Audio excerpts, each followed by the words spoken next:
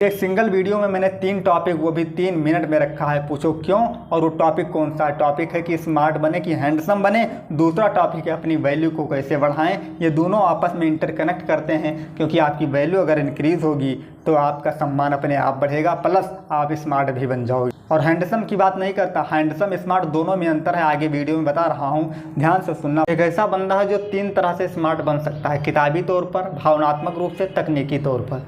अब इन 3 तरीकों में कौन सा तरीका अपनाएगा ये आप पर डिपेंड करता है। पर यहाँ पर हैंडसम और स्मार्ट दोनों को एक मत समझना, दोनों में बहुत भारी अंतर है। हैंडसम बनने के लिए क्या चाहिए हमें? हर कोई आपको बता देगा, क्रीम लगाओ, साबुन लगाओ, शैम्पू लगाओ, दिन में 10 बार चेहरा को साफ करो, ये सब तरीका है हैंडसम बनने का। तो एक लाइन कहते हैं कि हैंडसम व्यक्ति स्मार्ट हो या ना हो, पर एक स्मार्ट व्यक्ति हैंडसम जरूर बन जाता है। हैंडसम बनने का मतलब क्या हुआ? इसका रियल लाइफ से कोई एग्जिस्टेंस इसका नहीं है, फालतू का काम है हैंडसम बनना। पर स्मार्ट बनने का मतलब क्या हुआ कि आपके अंदर पॉजिटिविटी, सकारात्मकता, आपका व्यवहार अच्छा है, बात करने की एक कला अच्छी है, आपके अंदर एक अलग ही एटीट्यूड है, अपने वर्क, अपने प्रोफेशन को एक अलग तरीके से, ढंग से, मेहनत से करने का एटीट्यूड है। इससे कहते हैं स्मार्टनेस।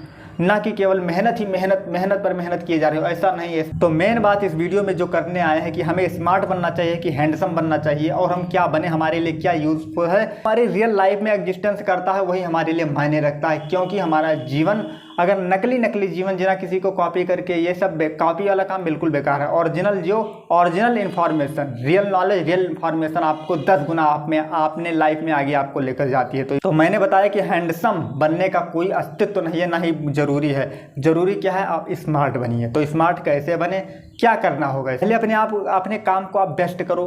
काम में बेस्ट या फर्स्ट बनना बहुत ज़रूरी है, वरना आप इसी तरह नॉर्मल ज़िंदगी जीते रहोगे। दूसरा चीज़, अपने बॉडी पर काम करो।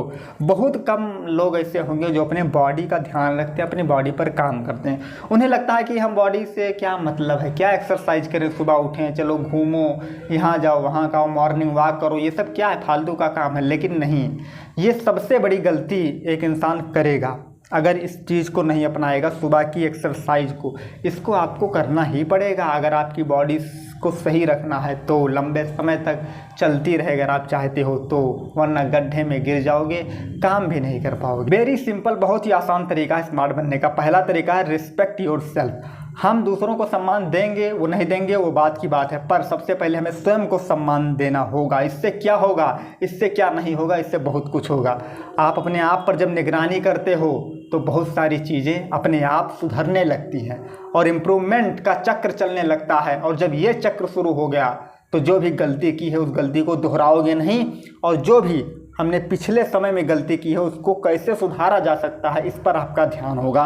रिस्पेक्टेबल योरसेल्फ, पहले स्वयं को आप सम्माननीय बनाओ लोगे जिस दिन, उस दिन आप दूसरे को सम्मान देना सीख जाओगे। शुरुआत, कैसी भी शुरुआत हो, खुद से होनी चाहिए। तो पहला पॉइंट नोट करो, रिस्पेक्ट योरसेल्फ। दूसरा स्टेप अपना लो कि लिसनिंग पावर को इम्प्रूव करो। आप कम से कम बोलो और ज़्यादा से ज़्यादा सुनो। ऐसा क्यों? क्योंकि ईश्वर ने इंसान को 2 कान और 1 मुंह दिया है। क्यों? 2 कान सुनने को दिया है कि सुनो ज़्यादा, और 1 मुंह दिया क्योंकि बोलो कम।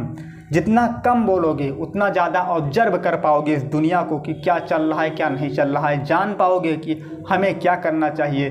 क्योंकि जो शांत रहता है असल मायने में वो एक योद्धा ही हो। सुनने का धीरज, सुनने की क्षमता अगर आपके अंदर आ गई तो प्रत्येक समस्या का सलूशन आपको अपने आप मिलता चला जाएगा। तो ये बहुत बड़ी क्वालिटी, इसको धारण करो। स्मार्ट नहीं, आप बहुत कुछ बन जाओगे। और तीसरा पॉइंट है नया सीखने की लगन। जी हाँ, बिल्कुल, एक लर्निंग एटीट्यूड एक ऐसा रास्ता है जिसके बल पर दुनिया में व्यक्ति कुछ भी कर सकता है, कहीं पर भी जा सकता है, कुछ भी अचीव कर सकता है।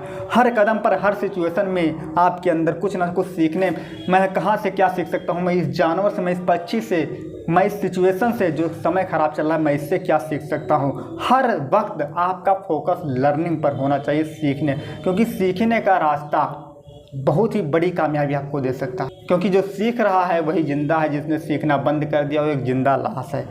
नहीं सीख रहे हो तो उसका कोई मतलब ही नहीं है, आपके जीवन का फिर क्या अस्तित्व, कुछ भी नहीं। और सीख रहे हो, जान रहे हो, उसका मतलब स्वयं का विकास कर रहे हो। स्वयं का विकास कर पाओगे तो देश दुनिया का भी विकास कर पाओगे। इसीलिए लर्निंग एटीट्यूड को अपनाइए। स्मार्ट नहीं, बहुत सारी क्वालिटी आपके अंदर आ जाएगी और आप आगे बढ़ोगे ही।